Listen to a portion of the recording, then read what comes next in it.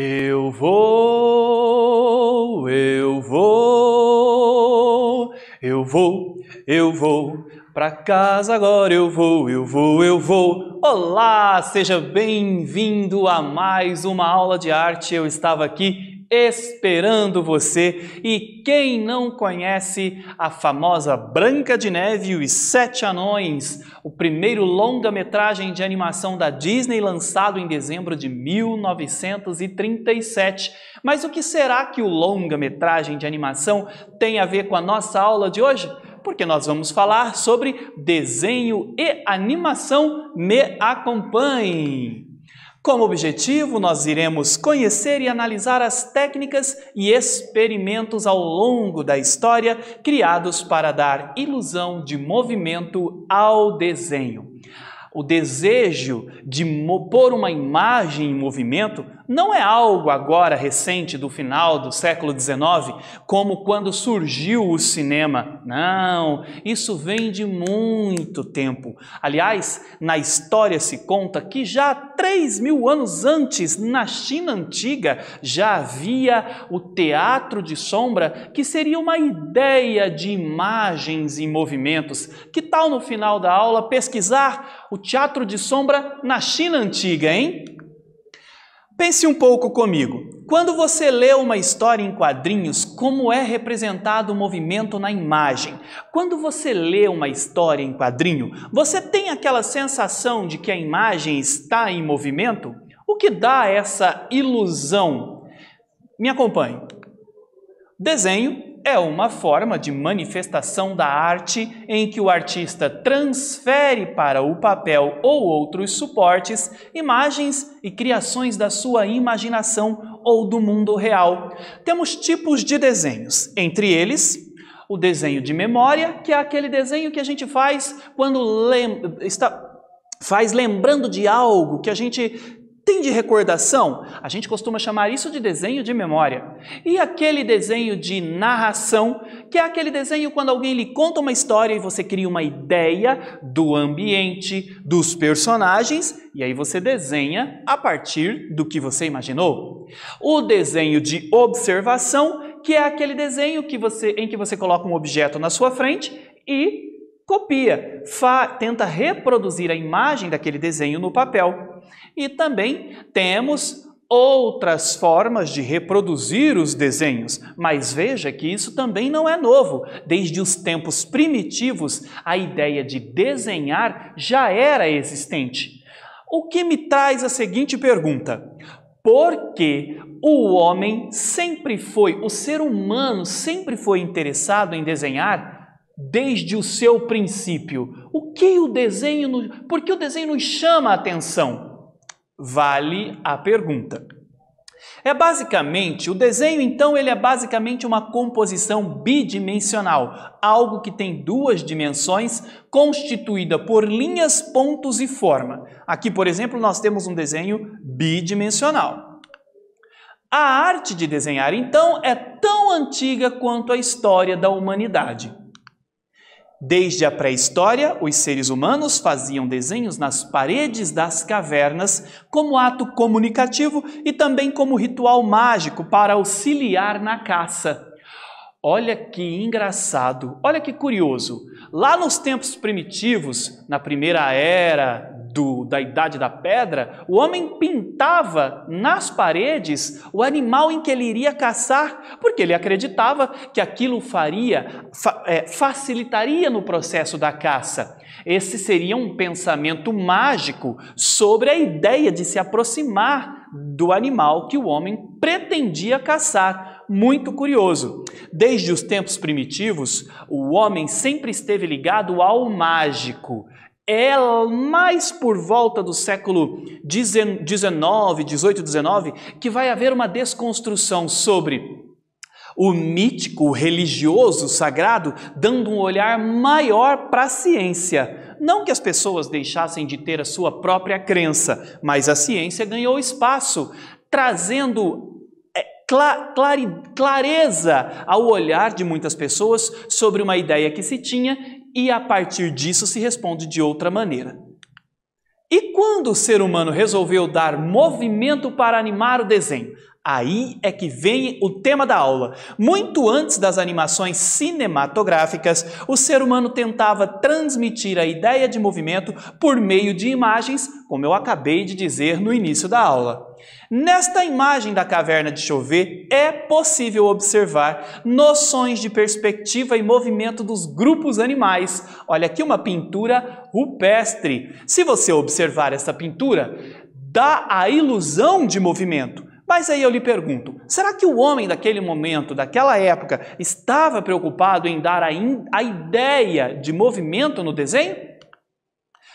Agora eu vou apresentar a vocês alguns mecanismos desenvolvidos ao longo da história da humanidade antes do advento do cinema para dar movimento às imagens desenhadas por muitos artistas e pessoas comuns. Você já ouviu falar em taumatrópio? Olha ele aqui! Bom, o taumatrópio foi um dos mais antigos e populares brinquedos de animação inventado em 1824 por Peter Mark Roget. O taumatrópio, inventado no século XIX, consiste em uma circunferência, um papel em forma de circunferência. De um lado, você tem, por exemplo, uma gaiola e do outro lado, um passarinho. Se você quiser, você mesmo pode fazer essa experiência em casa. Corte dois círculos, dois papéis no formato de círculo, faça uma gaiola em um deles e faça um passarinho no outro. Pegue um barbante, cole no meio de uma das folhas em branco e cole depois, anexe, junte as imagens do passarinho com a da gaiola. Quando você pegar os cordões e começar a girar o papel que você colou um sobre o outro, vai dar a ilusão de que o passarinho ora está preso, ora está solto na gaiola. Isso é o taumatrópio, a ideia, a ilusão de movimento do desenho. Ele consiste em um disco de papelão com uma imagem em cada lado. É preso a dois pedaços de barbante. Quando as cordas são torcidas rapidamente entre os dedos, as imagens dos dois lados parecem se combinar em uma. Existe na internet uma série de desenhos que você pode fazer combinações para dar a ilusão de movimento quando você gira os barbantes. Em 1829, Joseph Plateau, para demonstrar a sua teoria da persistência na retina, criou o fenacistoscópio. O que seria o fenacistoscópio? É mais uma tentativa de dar a ideia da imagem em movimento. O usuário gira o disco e assiste a animação pelo espelho. Bom, o que seria então a teoria da persistência? Vamos fundamentar. Teoria da persistência é um fenômeno que consiste na capacidade da retina em manter por uma fração de segundo uma imagem mesmo depois desta haver mudado. Coisas do cérebro, algo que a ciência explica. O fenacistoscópio, então, consiste em vários desenhos de um mesmo objeto em posições ligeiramente diferentes, distribuídos por uma placa circular lisa. Quando essa placa gira em frente a um espelho, cria-se a ilusão de uma imagem em movimento. Então você pode pegar dois discos, faz lá, pega uma cartolina, faz dois discos, dois círculos, e aí você vai dividir ele como se fosse pedaços de pizza. Nos intervalos entre um pedaço e outro, você vai cortar espaçamentos de 4 centímetros nos dois discos. Depois, você vai escolher as imagens que você quer anexar em um dos discos. Cada pedaço de discos vai representar um movimento daquela imagem. Você lembra do stop motion? Então pense em um casal dançando. Num pedaço de pizza, o casal está se aproximando. No outro pedaço de pizza, o casal dá o primeiro passo. No outro pedaço de pizza, o casal dá o segundo passo. E no outro pedaço de pizza, o casal vai começar a se preparar para dar um giro. E no outro casal dá o giro. Você vai colar cada um desses movimentos em uma parte desta pizza, o disco.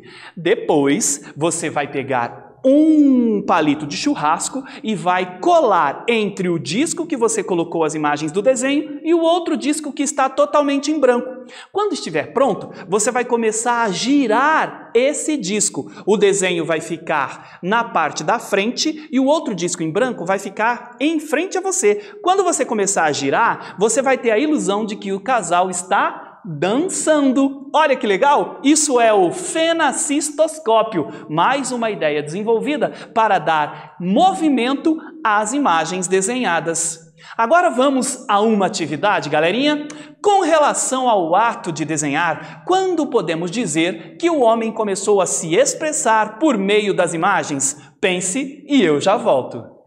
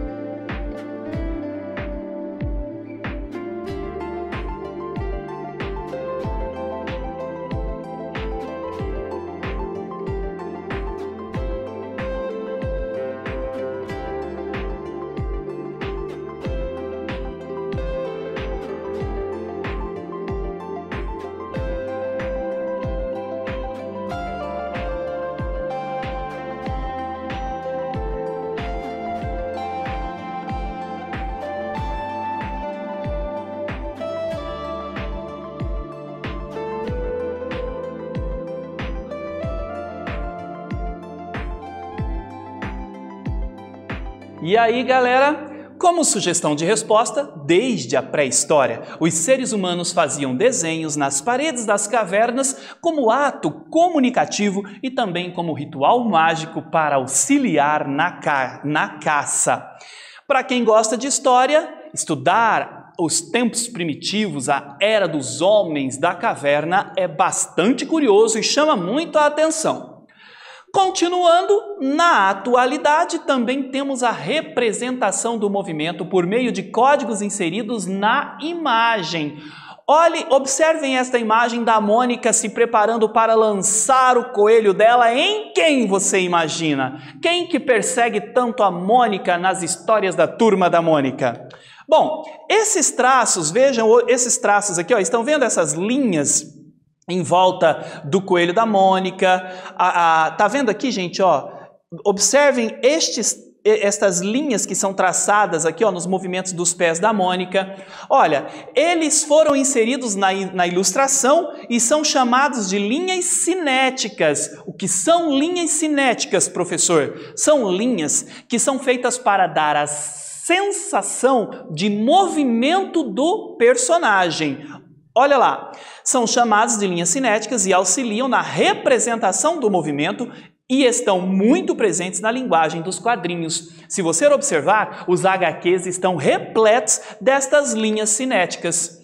Outra técnica muito legal que eu trago para você e você pode experimentar, além das duas anteriores que eu mostrei ainda há pouco, é a técnica do flipbook. Observem aqui. Pegue uma folha sulfite, dobre em 6 pedaços. Quando você abrir, estará em partes iguais. Recorte as partes e monte um livreto. Mas antes de você juntar, pense em uma montanha e em um balão. Num primeiro pedaço, o balão está no chão. Num segundo pedaço, o balão está um pouco mais acima. Num terceiro pedaço, o balão está um pouco mais acima. Num quarto pedaço, você desenha uma pontinha do balão, quase já como se fosse metade do balão, só metade do balão na folha. Depois você pinta o balão, colore, coloque pássaros. Os pássaros também pode uma hora estar numa altura da folha, numa outra folha estar numa outra altura. E aí você pinta, colore, depois você cola em forma de livreto e aí você, folheia ele rapidamente. Vai dar uma sensação de movimento. O balão vai sumir e vai desaparecer do seu livreto. Essa é uma outra experiência muito legal de produzir e de repente você pode até pensar em criar histórias para postar nas suas redes sociais. Popular no final do século XIX e início do século XX, o flipbook nada mais é do que um conjunto de imagens organizadas sequencialmente, que ao serem folheadas de maneira rápida, causam a impressão de movimento. O flipbook ainda é construído nos dias de hoje.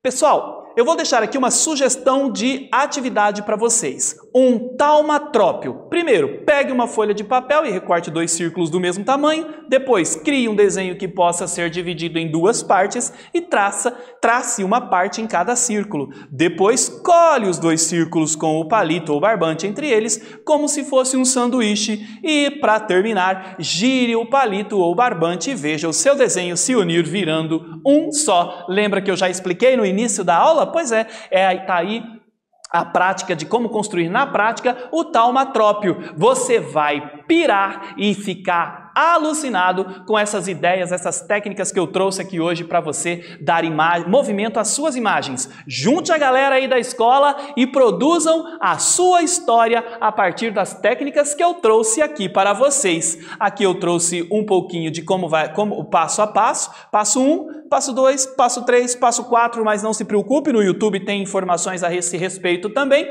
Vamos então a mais uma atividade.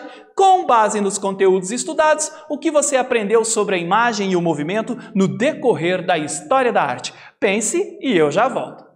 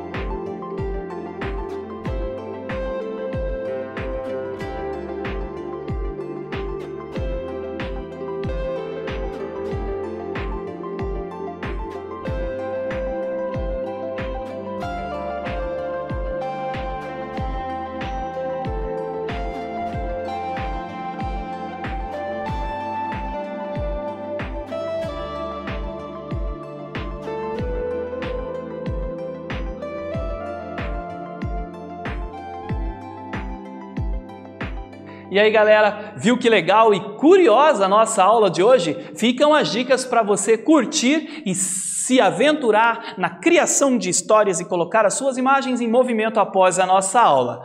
Nessa aula nós conhecemos e analisamos as técnicas e experimentos ao longo da história criados para dar ilusão de movimento ao desenho.